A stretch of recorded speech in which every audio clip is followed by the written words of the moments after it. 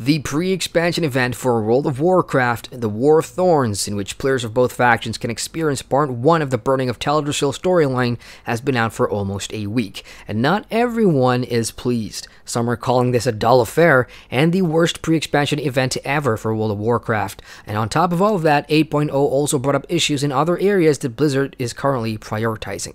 Let's discuss.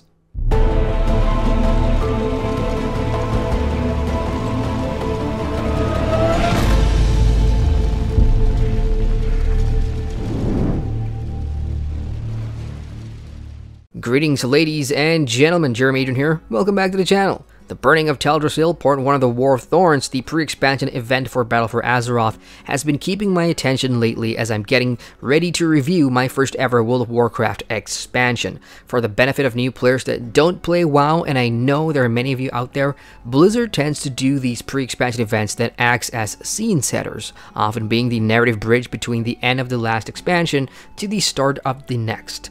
They are also a one-and-done deal, so if you missed it, you'll probably never get to play through it ever. From a story perspective, the Dark Lady, Sylvanas Windrunner, War Chief of the Horde, is firing the first shot, as she wants to take Darnassus to regulate the flow of Azerite in the region, and keep it out of the hands of King Anduin Wrynn and the Alliance. Having read Before the Storm, I know why Azerite's important and what it can do to people, nay, what it can do to armies that use it. It's powerful stuff. To that end, it's an all-out attack, and both factions see and do things from their faction's perspective, which is really cool. Part 1 involves a series of story quests that takes players to Darkshore, and after completion, daily world quests become unlocked per character. If you're taking alts through and have already done the full intro quests, you can simply skip it and will be transported to the Darkshore to begin your daily world quests. The design of these world quests are pretty standard, and you'll be familiar with them if you've done Legion and Argus world quests.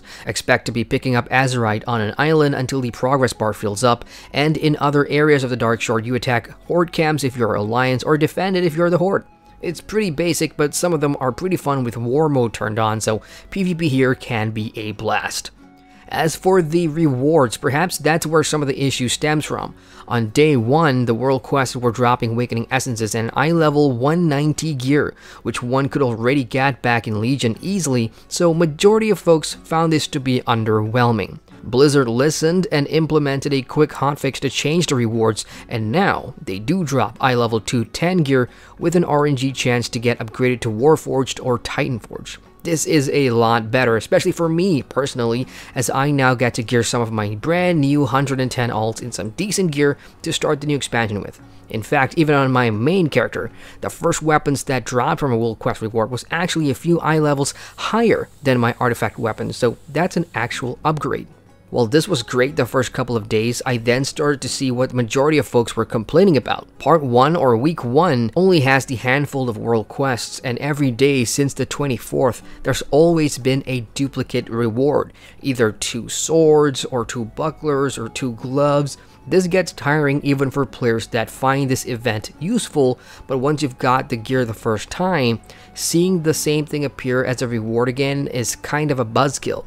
The good news is, if you've not got the chance to play or are working all week, these duplicates I guess were meant for you, and folks that generally didn't get the time to grind these new world quests daily. It also gives players a chance to get the same reward upgraded if they didn't get it the first time, so you can try your luck to get a Warforged or Titanforged, but then again, it requires you to be farming this same daily world quest over and over until you get it. Secondly, the appearance or transmog of the drop gear, which happens to be weapons and armor, are nothing new, further fueling the agitated parts of the community that questions why the world quests are even worth doing at all in the first place.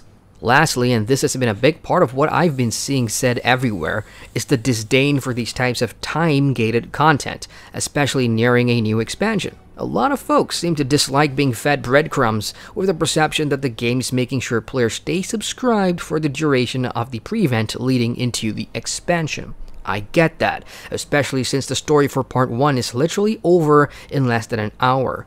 At the same time, I do understand what Blizzard is trying and has to do. Let's say they do drop the full contents of the War of Thorns update and everyone gets it done in 2 hours or less. What then? More complaints about there should be more content or it's too short. Either way, no one is truly happy, right? The thing is, folks I've been speaking to have very valid points suggesting that this is not what they expect from a pre-expansion event in terms of design. Everyone knows the story will be decent, but it's the mechanics that matter. I may not have been there for all the past expansion pre-events, but I know that Legions was the benchmark because of how useful it was for leveling alt characters. Legion invasions gave XP that helped players get tunes cut up for the Legion expansion. Others like Wrath of the Lich King has also been brought up and used as better examples, and all in all, players feel like War of Thorns just didn't satisfy in terms of scale and rewards, especially for players that don't need the eye level 210 gear or transmogs. So while I do feel that the event has so far been great for getting my new tunes geared, I can see where the disappointment comes from. This is why even gaming media like PC Gamer has come out to say that this one's pretty dull. So while we wait and see what part 2 next week brings, and yes, I know PTR folks have got info to spoil everywhere, I generally don't like seeing things in advance because I review things as I experience them live, so let's wait and see the reaction to part 2 next week. Blizzard, on the other hand, have other pressing issues to figure out as well.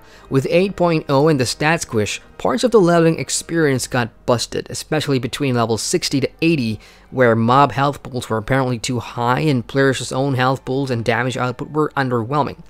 Now, I say apparently because I'm not currently leveling any character between those levels, so I don't have first-hand experience. But my oh my, the amount of forum posts and videos and comments about this, it's just too much to turn a blind eye to. Blizzard, in fact, has come out to acknowledge that there is a problem, and the best part is, they don't know what's causing it. As a result, there was another hotfix this week that temporarily reduced mob health and damage across the board below level 100. That's pretty refreshing, hearing Blizzard come out and say, yes, there's a problem, we don't know where the problem lies, and we're kind of working on a fix. I actually like that level of bluntness up front. That's just me. In truth, I think the community also wants to see XP gains increase to level quicker, to be looked at between those levels at 60 to 80 as well, because Quest and Dungeon XP there are not scaling properly, but Blizzard hasn't acknowledged that, so I think they're pretty happy with where the XP is at. Sorry folks, but that's just more fuel to suggest that all they want to do is sell max level boosts, which is another thing I've been seeing brought up a lot on the forums and on Wowhead comments and on all these other places. So, all in all, what a time to be a new World of Warcraft player. I am enjoying this experience, both the good and bad, and will report back more interesting thoughts and experiences as we get closer to Battle for Azeroth. In the meantime, those of you that have done the pre-expansion event so far, what are your thoughts? Do you find it dull, uninspiring, lazy in some parts? Are you happy with the rewards? Let me know how you feel in the comment section below. Hit the like button for the faction you support, and feel free to subscribe to the channel for more on WoW and MMO content. Once again, I'm Adrian, and I thank you for watching. Roses are red, violets are blue. If you want to watch more videos, click on these cards, anyone would do. And if you want to watch more videos, subscribe to the channel with the button down here. I know you want to.